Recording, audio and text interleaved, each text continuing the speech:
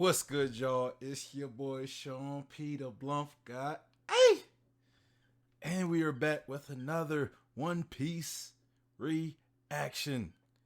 And today, Grand Line Review is going to be telling us this wild Mihawk theory.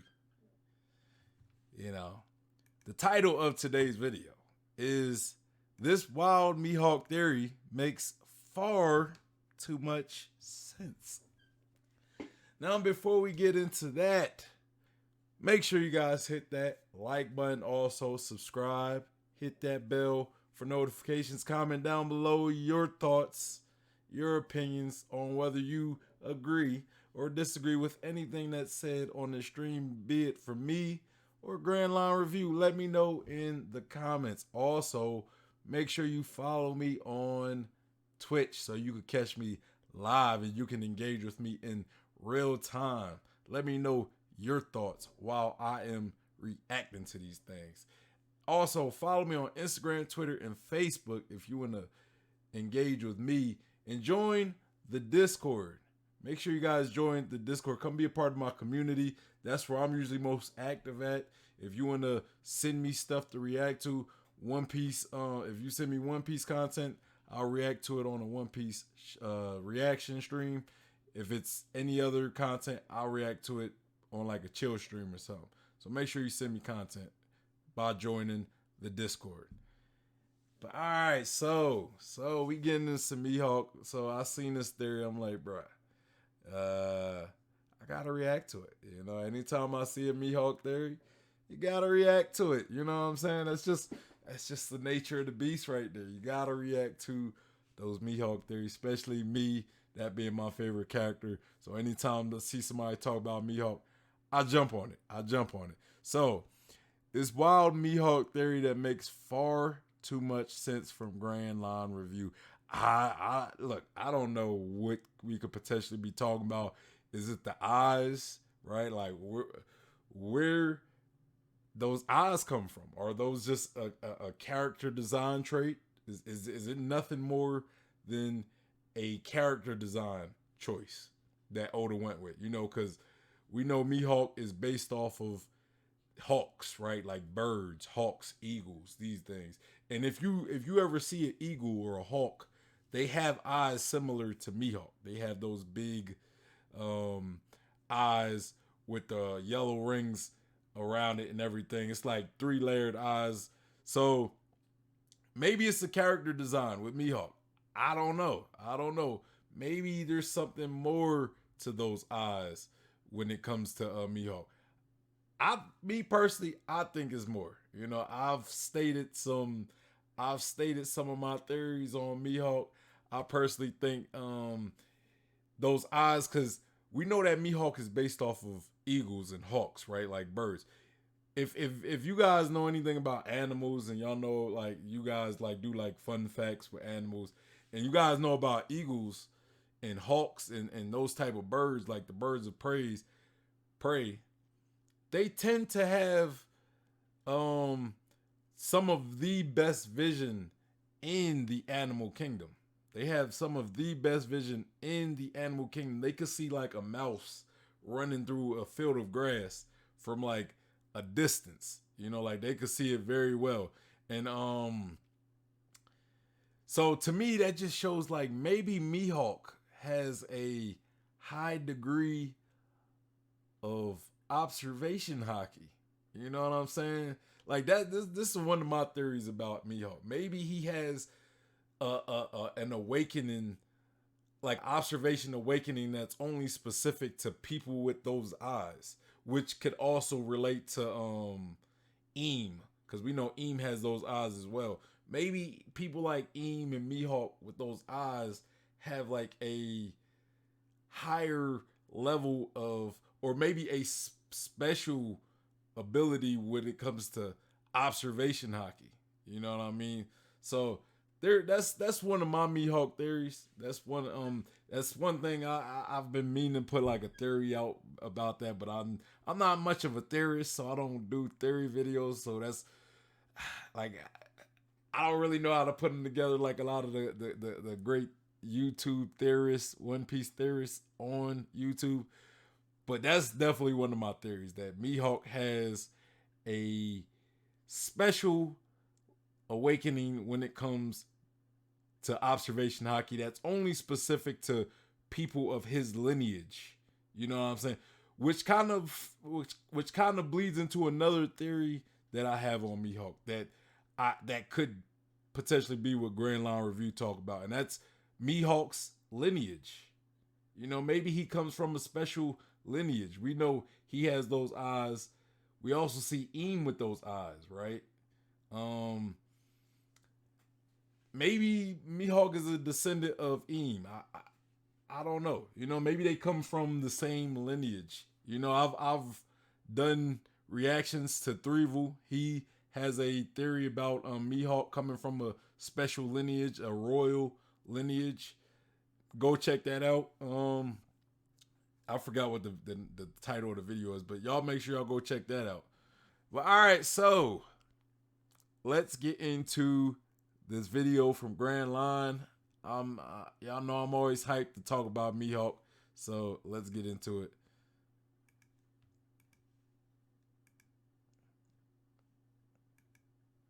Is the strangest Mihawk theory you have ever seen. In fact, it might even be just the strangest theory you've ever seen, full stop. But the truth is often stranger than fiction, even if it is fictional pirate truth. And in 3 short steps, I am going to convince you that Dracula Mihawk is not what he seems, and he is in fact a completely different kind of something. Notice how I said something instead of someone? That's foreshadowing. Don't tell me this is like the Mihawk is a sword. Because I've heard theories that Mihawk is actually a sword. You know, hence why he's the greatest swordsman, because he's a sword. I don't know if I really am a fan of that specific theory, but I'm going to give Grand Line Review a chance before I just jump down and say, oh man, he's doing the whole sword theory. We going to hear him out. Let's hear him out, because even if it is the Mihawk being a sword theory, maybe he can convince me. Maybe he can convince me that that is the case. Speaking of strange truths, this video came about because both I and another YouTuber named Parvision stumbled upon the same idea that Vanderdecken is a literal mushroom. I have a whole video on Dude in a Room explaining that situation if you care, but in recognition of our mutual madness, this is something of a collaboration. You can see the original idea on his channel. It goes into a lot of the finer details, and you can even hit that funky red subscribe button while you're there, because he's a pretty cool dude. Plus, here's the video cited in APA just to make sure that there's no credit confusion this time. But step 1 for blowing your Mihawk mind brains. All objects have a will. One Piece is a strange series for many reasons, but one that always sticks out to me is the fact that Roger was able to eavesdrop on conversations between rather large stone cubes. The voice of all things, like literally all of the things have a voice, and some people can hear them. Now in reality, that would be cause for concern, but in One Piece, that makes you the Pirate King. This extends further into the concept of the breath of all things, which famously allowed Zoro to cut steel due to the rather creepy concept that all objects were breathing heavily onto him. But Yeah, I mean, there's definitely some truth in that, right? The breath of all things, right? When you see all things, it's not just all beings or all living things, it's all things.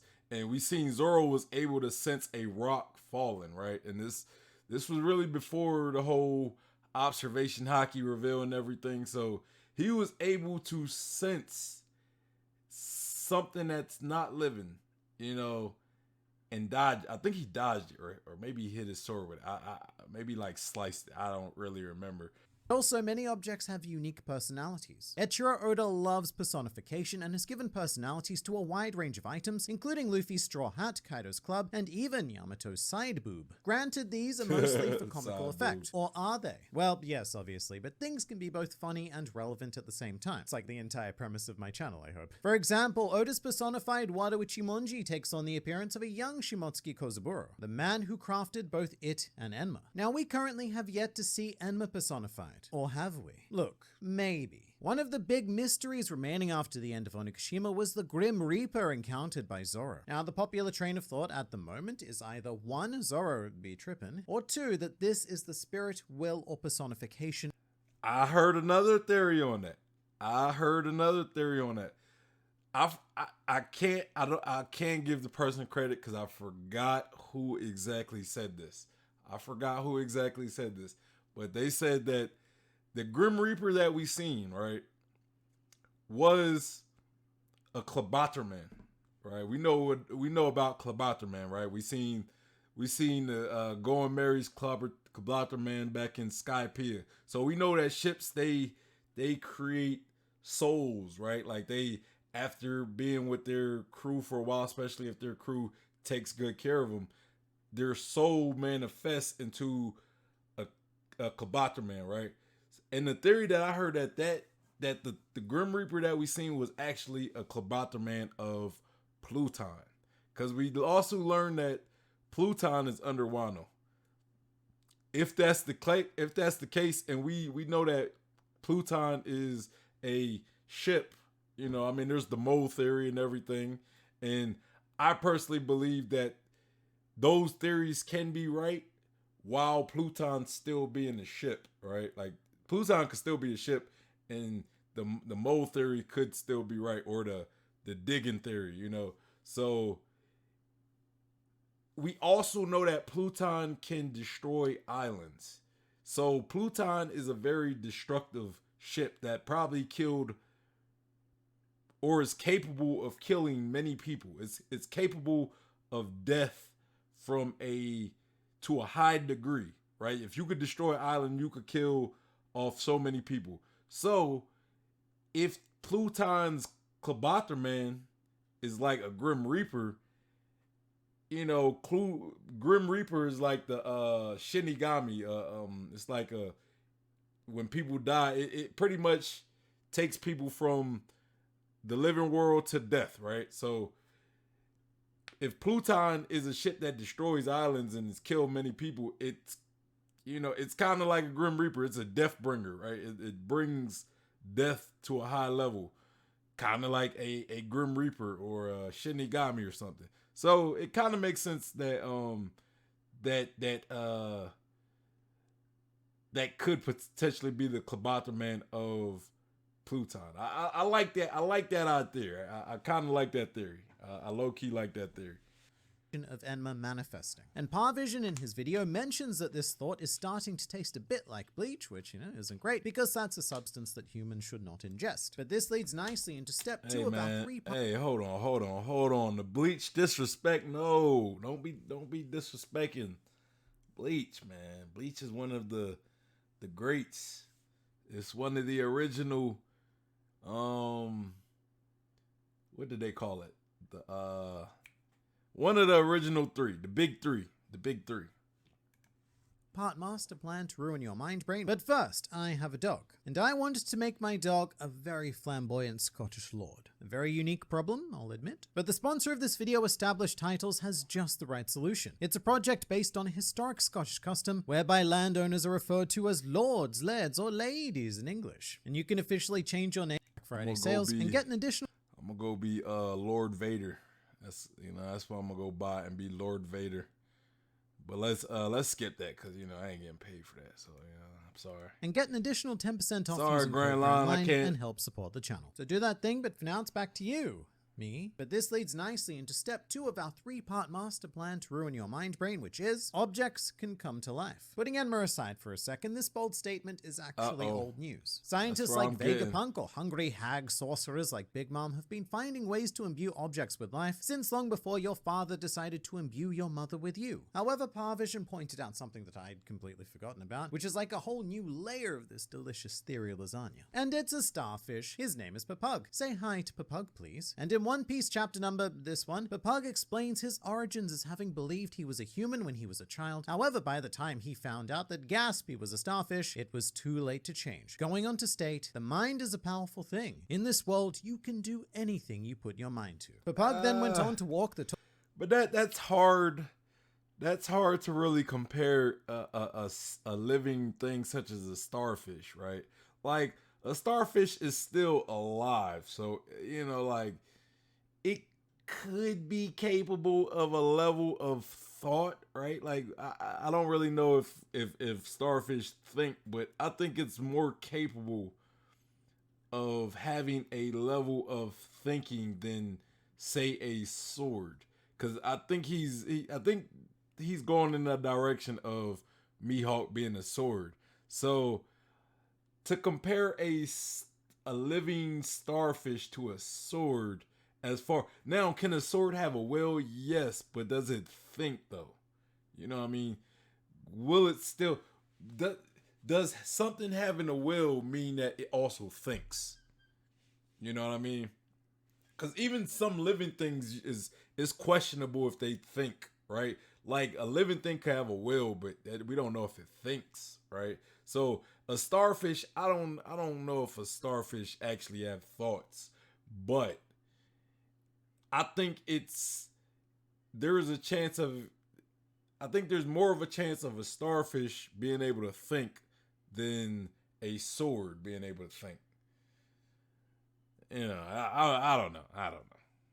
Talk that he'd been talking about and became a successful entrepreneur with his criminal brand, which Nami claims are sold for criminal prices. And something more recent that cements willpower as the greatest force of this world is obviously Gear 5th, which has brought up all kinds of questions about the power of the imagination and just how limitless one's potential is with the right will powering it. Granted, Papug was never an object. He was always a living thing, but by that same logic, so are all of the other quote-unquote objects who factually have their own wills and personalities. And the obvious example of that is the Going Merry. That ship was 100% alive, and not only that, but it managed to manifest its own physical presence in the Club Ultimate, something that was able to physically repair and otherwise interact with the world. Mary had a very benevolent and caring personality. However, when we turn to the world of swords, things get a bit more volatile. The Sandai Kitetsu was famously referred to by Zoro as a quote problem child, and had a habit of throwing a bit of a hissy fit whenever most people tried to wield it, thus leading to it and the rest of the Kitetsu set being labeled as cursed. Zoro had to I feel like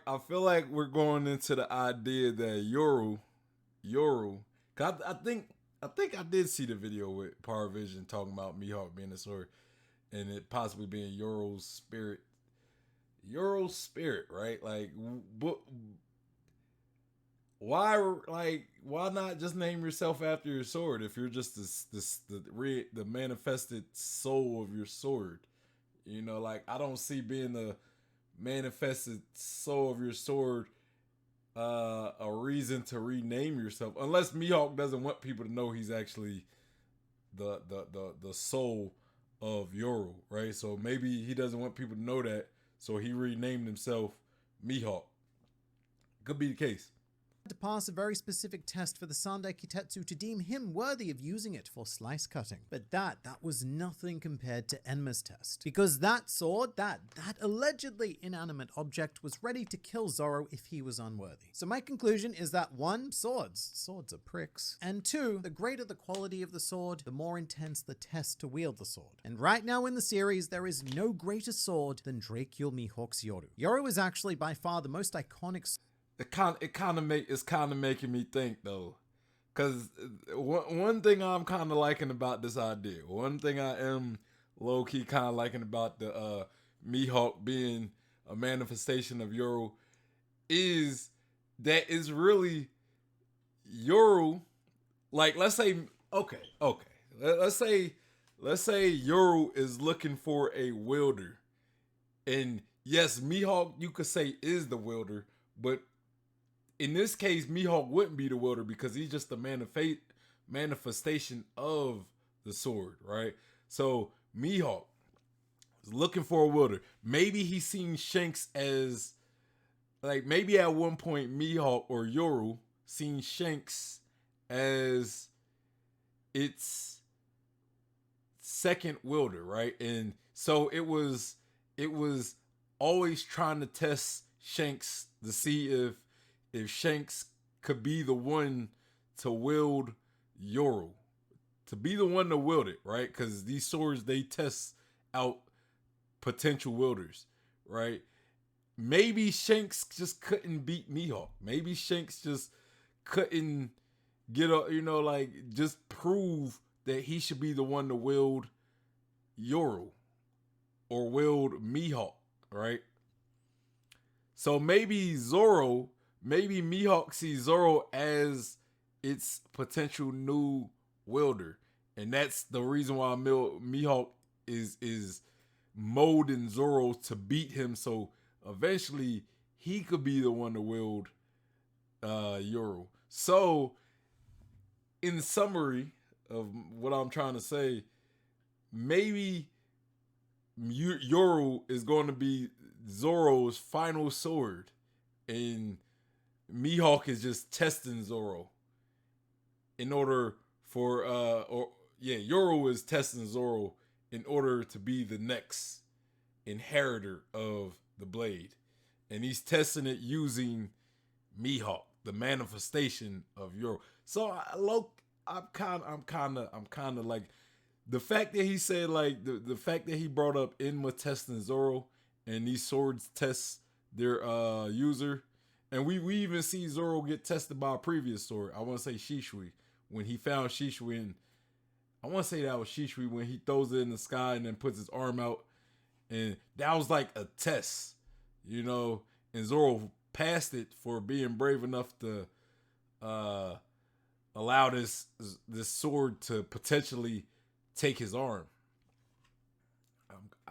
I'm thinking about it after hearing that, you know, and it might have been said in the other theory video I'll watch as well, but like thinking about it now, I'm not that opposed to this idea anymore. Sword in all of One Piece. Its impact on pop culture can be seen through the Man-at-Arms series deciding to forge a real Yoru, or even the crafty Transformer forging his own cardboard Yoru. In fact, the only people who weren't in awe of Yoru were 4 kids who decided to engage in the sword equivalent of circumcision by clipping down the crossguard, which I imagine was because of, you know, crosses and Jesus. That is disgusting looking. Oh, I want to puke. It made me want to puke looking seeing that. That is ugly. I mean, it still would probably look better than most swords, but that is a slap in the face. That's disgusting. That's disgusting. Why would they do such a thing? I'm sorry. That is disgusting. Come on. Who made this decision? He need to be like put in jail. He need to be put in prison for like 10 years or something. Whoever created this abomination of Yoru needs to be locked behind bars. They need to go to Impel Down, man. Come on now. That's disgusting. I'm glad for kids failed, because that is disgusting. I mean, I get it though. I kind of get it though. The symbology around it. That's disgusting. I'm sorry, y'all, but if that's disgusting. Then that's oh well. That is disgusting. Come on now, like by clipping down the crossguard, which I imagine was because of, you know, crosses and Jesus and religion and such. But seeing Yoru like this is kind of like seeing a shaved German Shepherd. Bruh, like that Robin face. That Robin face it tells it all. It tells it all. Jesus and religion and such. But seeing Yoru, that like that's how I feel. That's literally how I feel seeing this sword. It's disgusting. Who would do such a thing? Oh my goodness. I'm sorry, y'all. I'm sorry. Because I never watched the 4Kids version. Like I never watched. I was lucky enough not to see that abomination of a One Piece series. You know, I seen Sanji having a lollipop, not a cigarette. It was like, but that is worse than the Sanji not having a cigarette instead of lollipop. That is worse. It's disgusting. And the Robin face explains how I feel on the inside. like this is kind of like seeing a shaved German Shepherd. You were once a fearsome looking wolfen boy, but now you're just a 6-piece bucket of family lols. I hope you enjoyed that joke, because from here on out things are getting serious. Mr. Dracule Mihawk, if that is indeed your real name, you are not what you portray yourself to be, because all of our evidences bring us to step 3 of the master plan, which is the conclusion that Yoru is alive and Mihawk is actually a manifestation of the blade who exists to serve as a test to judge the swordsman worthy of of wielding him. Okay, so I know I took some big leaps there. To be honest, it's because I thought having a 3-step plan sounded much better than having a 4 or 5-step plan. And having said that, now all I can think about. I wonder if it could be like a devil fruit though. Like let's say this is true, right? Let's say Mihawk is a manifestation of Yoru. Could it be a devil fruit? Like a manifestation type devil fruit where it's like you give to a inanimate object and it produces it manifests a soul or something, like a living being, like when you talk of like the Hito no Mi, the human fruit, this is something like this is what I would get, right? Like you give the Hito no Mi to a tree, and like the tree doesn't turn into a human, but maybe manifests itself in like a human form or something. Like could it be a zone devil, like a Hito devil fruit or something? Like or it could just be like the manifestation of the sword as well. That could also be the case as well. But so that mean if let's say Yoru was Joy Boy's sword, I don't know. I don't know if I want to go down that rabbit hole right now. About is, what are you doing, step plan? But in mere minutes, all of this is going to be shockingly plausible. Because something that no one has ever done, to the best of my knowledge, is look at the series through the perspective of Yoru. POV, you're Yoru. You're the greatest sharp object in the world, and you've spent an awfully long time waiting for someone to be worthy of wielding you. However, each and every candidate that has found you has been disappointing, to the point where you, as a sword, start to believe that the only person good enough for you is you. Yoru gets so sick and tired and bored of waiting that it manifests itself in order to seek out a worthy swordsman. It comes to life, and just like a 13-year-old in their very first online game, it has to create a new name. In this case, let's say Dracula Van Hawkslayer 69, which, like all of our first handles, Yoru would come to regret and refine it to the more socially acceptable Dracula Mihawk. But the thing is, if you look at Mihawk with your And when you think about it, right, Mihawk also said he's looking for somebody more like stronger than Shanks. He's looking to fight somebody stronger than Shanks. So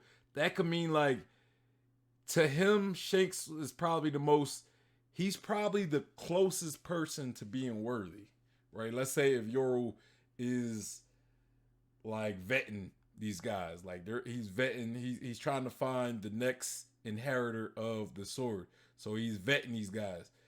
And he's fought Shanks, and Shanks was the closest person to being worthy. But after he lost his arm, he was like, okay, yeah, I don't deem you worthy anymore. So now it's like I gotta find somebody even stronger than Shanks, because they will be the person that is worthy. Your eyes. The dude even looks like a sword. He has sharp eyesight, sharp facial hair, and of course is a superbly sharp dresser. Very interestingly, the word Yoru means knight. So when knight is choosing, Mihawk is very underrated when it comes to the swag. I rock with the drip. I would say he's at least top 5 when we talking drip. When we talking the drip kings of One Piece, I would definitely put Mihawk in the top 5. Like the only other people I might have to make a video eventually when it comes to the drip of One Piece, where we rate drip. That might be a tier list right there. We rate the drip, because I would definitely put Rob Lucci up there in the higher echelon. Me personally, I'd put Kizaru up there. You know what I mean? Doflamingo would probably go up there as well. Dolphy. That's for another time to talk, man. But y'all let me know in the comments. Do y'all want to see a drip king tier list? Like, should I do something where we talk about, where we put the drip of One Piece into tiers? I think that could be the case. A home for himself, Kuragana Island as a perpetually dark and gloomy environment is perfection. I mean, it has everything. Darkness, mandrills, more darkness, and even an impossible toilet. Not that Yoru, as a sword, probably defecates anyway. No, he more than likely just leaves the toilet there to confuse the guests. But really, if I'm Yoru, then all I need right now is a well-endowed goth waifu by my side, and we're all set to go. Set to go out into the world and discover a worthy swordsman, that is. And I think we all know... Doesn't he already have a well-endowed goth waifu? Perona? Even though I don't think Perona was really that endowed in the, you know, the certain region that he's talking about. But, yeah, I mean, he does have a little goth thing going on, you know, when Perona was, you know, chilling at the castle, you know what I'm saying? I'm just saying, you know, Mihawk, Perona at this big ass empty castle. You know what I'm saying? That's all I'm gonna say. Just who Yoru found. His fiercest rival, Redhead Shanks. A swordsman whose duels with Mihawk sent echoes all throughout the Grand Line. Strong, skilled, and willed, everything was perfect. Until it wasn't. After an incident involving a rubber boy, a mountain bandit, and a big ol' sea snake, Shanks returned to the Grand Line, or I should say, most of Shanks returned to the Grand Line. Roughly 10% of him remained behind in East Blue in the form of his left arm. And after this event, Yoru received what I can only imagine was the sword equivalent of blue balls. But why would that crush the idea of him challenging Shanks? I mean, the greatest swordsman in the world with one arm is still the world's greatest swordsman. Well, Parvision proposes it's because Yoru has a strict requirement, that those who wield it must have two arms. Because, to be fair, it is indeed a big boy sword, and unlikely to reach its full potential just being swung-a-dung around one-handed. But after this, Yoru Facts, was man. Like look at he talked about he shat on Bleach earlier. But when we look at Bleach, there was this one fight between Kenpachi and one of the Rancor. I think his name was Naruto, or not Naruto. It's like Nidoro or something. I can't remember. It was something like that. I can't remember his name. Nidoro or something. And dude had like a very hard exterior, and Kenpachi was having a little trouble. Kenpachi was like, "Hey man, I might have to use two hands on this guy, or else I could potentially die.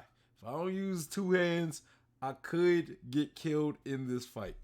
You know what I'm saying? And so he used two hands like he learned back in I think Yamamoto was teaching him swordsmanship skills and stuff, and he taught him about like two-hand techniques and how they're way more powerful.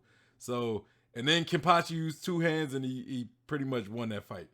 So when it comes to Yoru, maybe you gotta have two hands to bring out the complete potential in Yoru, you know.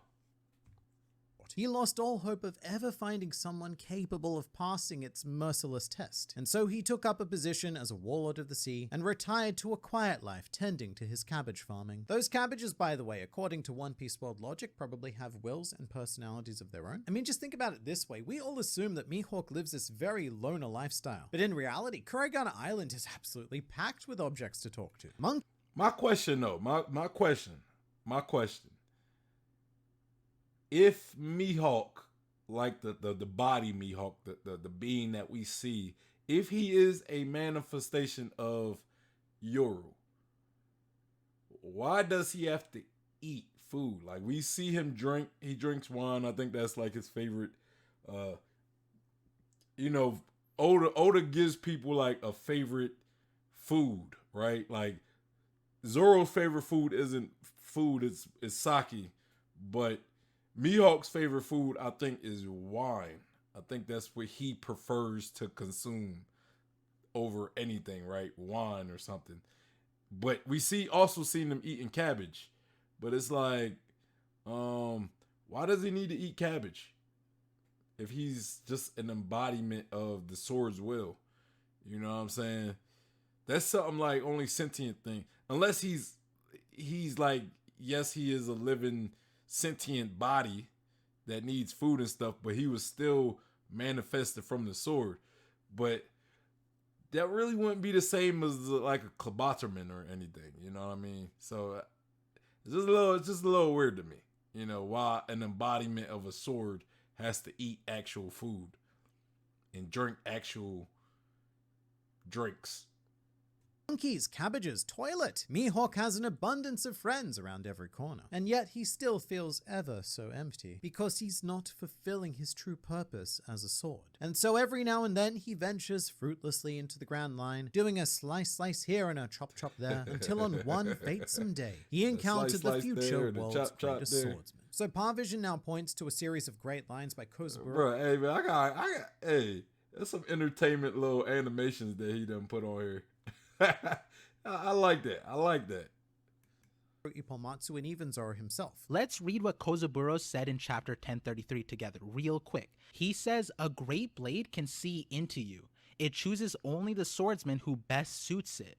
Then we get Ippomatsu saying, "A sword chooses its wielder." And then Zoro said that Enma chose him and is now testing him. In much the same way that Yoru found Zoro on that day in the irrelevant waters of East Blue, the Great Blade saw into Zoro and sought to test him. And Zoro passed that initial test. A test to see if his spirit and willpower were worthy. I mean, obviously his everything else was lacking, but yeah, that's fine. We can fix that. After which Mihawk says, "Strive with your whole heart and mind to best this blade. Not best me, best this blade." To be fair, immediately after that, Mihawk says surpass me, so I don't think we should read too much into Mihawk's prior flowery language. But he was drawn to Zoro. He saw through Zoro, and he said that he would wait for Zoro, which is exactly the sort of thing that a sword would say. A few months later, Zoro would rock up on Mihawk's doorstep and beg to be trained. And Mihawk has a bit of a chuckle, he did a bit of a ho ho ho ho. But this could not be more perfect. A sword not only testing its user, but actively training its user to wield it, which I actually imagine would have probably led to some unintentional homoeroticism with Mihawk saying stuff like, "No, Zoro-kun, this is how you must grip me." Oh my goodness, don't do that. I mean, this is how you must grip the sword. The sword is what I meant. But the test for the world's greatest blade. Why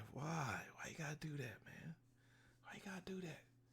I know the yaoi community is going crazy hearing that. I don't want to think of that. Come on, man. It was so brutal. Not Mihawk. Do that with Zoro and Sanji or something. Not Mihawk. Don't do that to my Mihawk like that. Come on, bro. Don't do that to my Mihawk. After 2 years of training, Zoro was still not ready. And so Yoru continued to mill around, just, waiting patiently, having a bit of a fling with the goth waifu he'd previously wished for, and then subsequently being dumped by the world government and having to form an alliance with a clown. Your standard sword problems, really. We've all heard the story before. And speaking of problems, does this theory have any? Well, yes. Yeah. In fact, it has its own Santoriu's worth of problems. 1, we've seen Mihawk as a child. 2, we've seen Yoru personified by Oda. And 3, the idea of Zoro using a two-handed blade just feels a bit off. However, to those I say, 1, the Merry Manifestation was also a child, so perhaps they can mature in form. 2, the personification of Yoru may just be based on the person who crafted it, much like how Kozaburo made Enma, and yet its manifestation is potentially a Grim Reaper. And 3, I like Zoro and I like swords, so I'm generally just happy if Zoro was cutting things no matter what that blade is. And like person swords aside, I actually think it would be really cool to see Zoro use Yoru, even if it's only for a special and likely desperate occasion. But just to clarify, I do not take this idea seriously. Nor should anyone take what any One Piece YouTubers have to say seriously. Like, legit, we are all just dudes in rooms. It's a really cool idea, and the originator Parvision. Facts, man. I'm just a man with a microphone and a camera sitting in a room talking about One Piece. That's all I am. Nothing more, nothing less, y'all. I'm just giving my opinion to you guys. I know some people may not like some of the stuff I say, but it's just an opinion, man. We just talking about One Piece at the end of the day. Y'all, some of y'all take stuff too serious. Somebody has a theory you don't like, y'all gotta, oh, you're an idiot, bro. It's okay. We're just having fun here. We're just having fun. I know a lot of the stuff I say may not come to fruition. I know that. I get it. But it's fun to talk about. It's fun to come up with our own little fan canon theories and just say, yo, I think this could happen. Oh, I would like it to, what I'm saying? It's not that different from when people make like their own fanfic with like previous established characters, right? Like if if you take a series and you create your own stories and narratives with a different series, it's not that much different, right? So, except we just talking about potential things that could happen. Vision is a creator who specializes in having fun right on the border of plausibility. And in the end, One Piece isn't about the big epic reveals, the punch fighting, or the mysteries. It's about enjoying the journey and the friends we made along the way. And in this case, the friends Mihawk made along the way are monkeys, cabbages, and of course, good old toilet. So let's continue the journey now with this video, which you can watch while you're doing your dishes. So I look forward to seeing. All right, shout out the Grand Line Review. I'm going to give this video a like. It was a very fun video to talk about. Aside from a few Zoro and Mihawk instances, y'all know what I'm talking about. But yeah, man. Again, Mihawk being a sword, it's not one of the things it's not a theory that I'm fully ever on board. Even now, I think I'm a little more so now, because I find it an interesting idea that like Yoro, his whole thing is to find somebody who is worthy to wield him or her, right? Like wield it, let's just say to wield it. And in order to do that, it manifested into a being who is the world's greatest swordsman or became the world's greatest swordsman, right? And now it's looking for somebody else. And in order to find a worthy wielder, it has to find somebody who can take that title of world's greatest swordsman from it. And that person who takes that title is worthy to wield Yoro, right? And I think we all know that it's going to be Zoro. Well, if the whole looking for somebody to wield it is true, right? Mihawk being Yoro's embodiment, like spirit embodiment is true, then I think we're aware that person is going to be Zoro. I don't know if I see Zoro wielding a sword like Yoro, because Zoro wields two, especially if the idea of, cause then you would have to say that Yoro didn't leave Shanks alone because he lost the arm, and and the wielder has to have two arms, right? He has to be able to wield it with two arms. If that's the case, it wouldn't make sense for Zoro to wield it, because Zoro does have two arms, but Zoro uses three sword style. And he's always wielding his swords with one arm each, and one of them he wields in his mouth. So I don't see Zoro changing up his style on how he wields swords, unless like Yoro, like he does use, like, let's say whenever he goes one sword style, that's when he uses Yoro, right? And that's like his most powerful style, because he's using Yoro.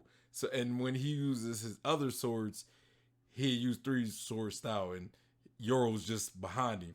That could be the case as well. Like he could still use Yoro and still use three sword style. It's just, it wouldn't be at the same time. It would be like Yoro only comes out when needed, and then when he brings Yoro out, he's using one sword style. Like that could be the case, maybe he goes in that aspect. But yeah, still very interesting theory to talk about. It's not one, kind of like he says, not one that I personally look at too seriously, but it's still a very interesting theory to talk about. And I think it could be, it's possible. It's possible that the theory does happen, because I think there are some convincing arguments to get from these theories. But yeah, y'all let me know what y'all think of this theory. But yeah, y'all, that is the video. Good interest. I love my Mihawk theories. What can I say? But yeah, anyway, make sure you guys hit that like button. Also subscribe, hit that bell for notifications. Comment down below your thoughts, what you agree with, what you disagree with, whether it's me, whether it's Grand Line Review. Let me know in the comments. Also, follow me on Twitch. Follow me on Twitch so you can engage with me in real time. Follow me on Instagram, Twitter, and Facebook, and make sure you join the Discord. You want to send me stuff to react to? The Discord. If it's One Piece content, I'll react to it on a One Piece stream. If it's other content, I'll react to it in like a chill stream or something. But make sure you join the Discord. Anyway, y'all, it's your boy Sean P, the Bluff God, and I'm out of here. Peace.